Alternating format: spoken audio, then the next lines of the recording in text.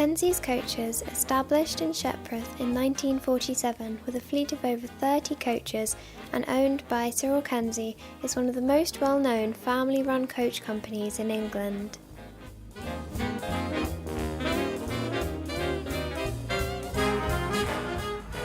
war got going, so when I was 14, by that time he had bought a taxi off a man that lived in the tavern, the house just before the station.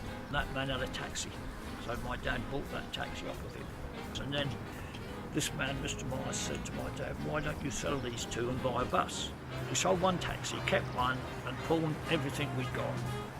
We bought a little bus, a 20-seater, for £425. Still got the bill.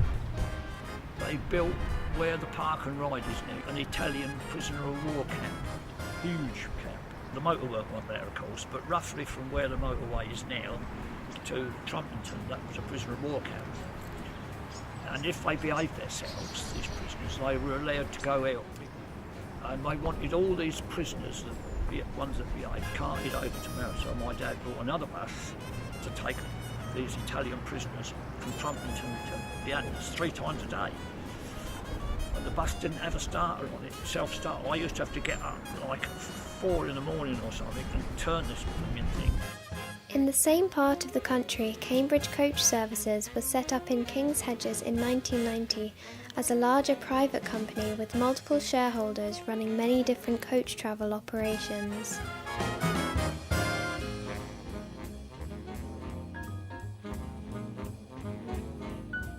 Well, Cambridge Coach Services was probably a victim of its own success, actually. It started as a express service coach company and it got bought out by National Express after being in existence for 15 years. We've gone from Coach Depot to, I believe it's called Orchard Park or something. I wouldn't have thought that a coach company could have sustained itself for there, but I still drive past it occasionally with a tear in my eye thinking, that's where I used to work. And I hope the people who live there still hear the roar of a Volvo engine every now and then, waking them up at 2:30 in the morning. Cambridge Coach Services was in one market. I think it was in the express service market for like Kenzie's was in the schools and tours market.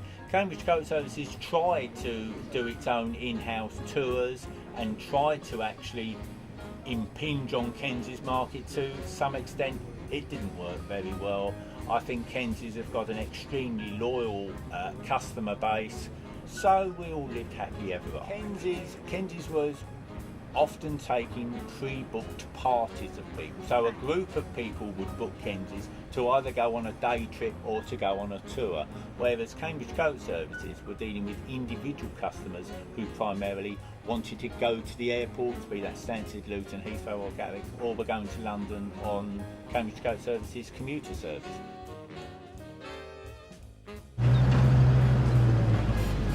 Everything you could do with a bus, we do.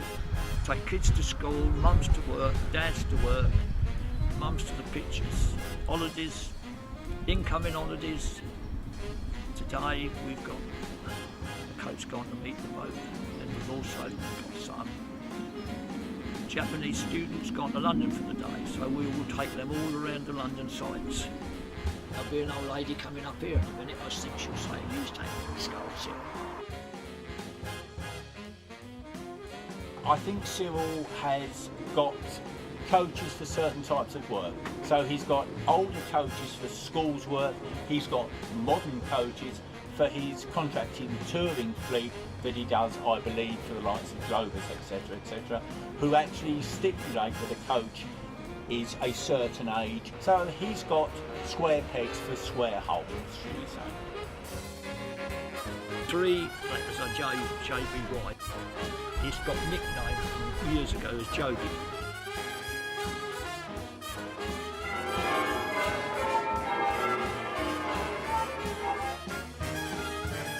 Joby is a classic Bedford OB vehicle from 1964 and is highly desirable nowadays for wedding or prom transport. How did the wedding go, Sue?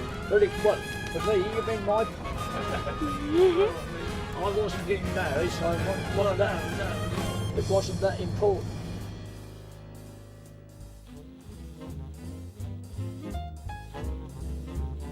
Younger people can't cope with this. You need to be people that have had experience with a stick. Well, if you looked in the boot, I got new points, new plugs, new petrol pumps, new water pumps.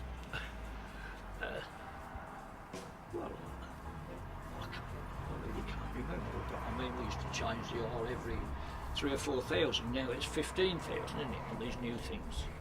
In one sense, the older ones are more reliable than the new ones, because if the new ones go wrong, they really go wrong. All you want to make this go is a battery and some petrol. Well, they always make that sort of noise.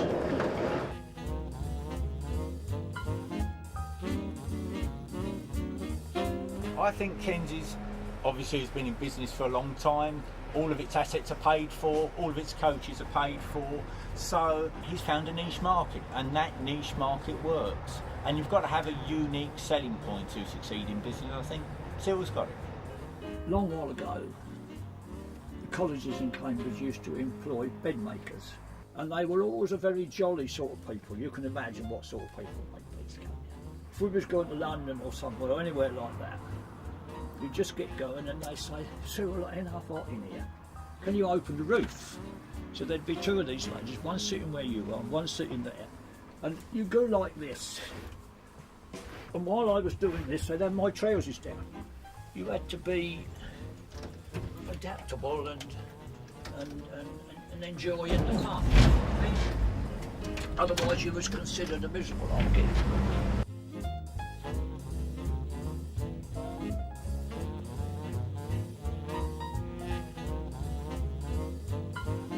Cambridge Coat Services, by its very nature, was a very small company, and I'm now working for a large public authority, as in Transport for London. There are similarities. Going to Cambridge Coat Services, it was a very small company, so we could react really quickly if we needed to. Working for Transport for London, it's probably a very bureaucratic organisation. It's probably not something Boris Johnson or my bosses want to hear, but it's a very bureaucratic organisation.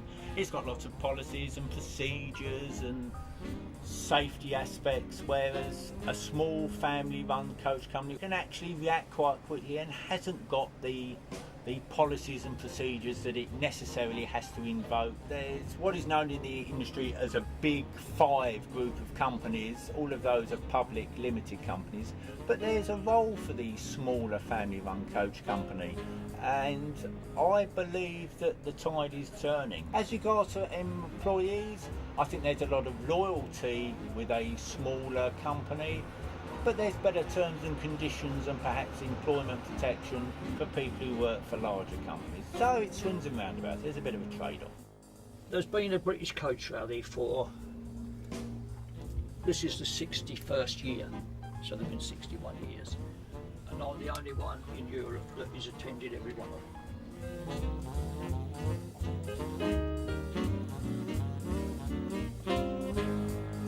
I go because I like to see the people, I like to know the organisers, I like to see the people that join, because quite a lot of them I only see once a year because they come from Scotland or Wales or Germany or Belgium, you don't know. So that part of it is all I go for, the fact that if you win something it's a bonus. But I don't get cross. Some people get ever so cross, chuck their programme about it, say they should have won, and well, you know what it is, don't you? At the end they have what they call the Coach of the Year, which is generally the most expensive one. Because if you want to win the prize, you need to buy it.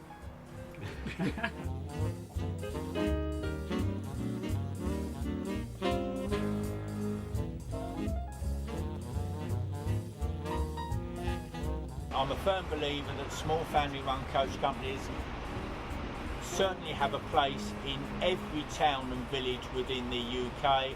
They have loyalty, they have brand loyalty, and long may it continue. It will be a very, very sad day if the PSV industry became a very bland corporate identity across the piece. Long live the family-run coach operator. It's a way of life. It's a vocation. It isn't something that you turn up at 8 o'clock in the morning and go home at 4. it is Cyril's life. And I think that happens to lots of family-run businesses. It's a 24-hour, 7-day-a-week vocation. There are lots of family-run coach companies locally within Cambridge. For example, Richmond's Coaches at Barley near Royston, Young's Coaches who have set up recently in the last couple of years, Young's at Rampton who are doing extremely well. There's a company called Harrods in Downham Market, who's been going a long time, runs an extremely small quality outfit. There are lots of family-run coach companies out there. You only need to look in your phone book and you'll find them.